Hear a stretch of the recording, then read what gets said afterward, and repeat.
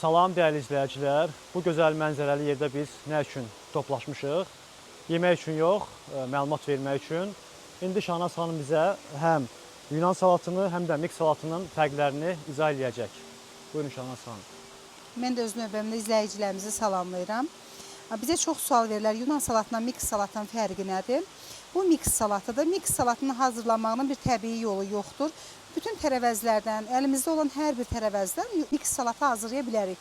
Miks qarışıq deməkdir. Onun üçün qatıq, mayonez, zeytun yağı vuraraq tərəvəzlərdən bir salat hazırlayarıq. Vitamin depolu bir salat. Amma Yunan salatı dünya şefləri tərəfindən təsdiq olunmuş bir salatdır. Onun özünün xüsusi tərkibi var. Kahıq, yar pomidor, feta pendiri, qara zeytun və öz sosuyla hazırlanır. Siz də fərqi hiss etmək istəyirsinizsə, mütləq Tavarumsa gəlməlisiniz.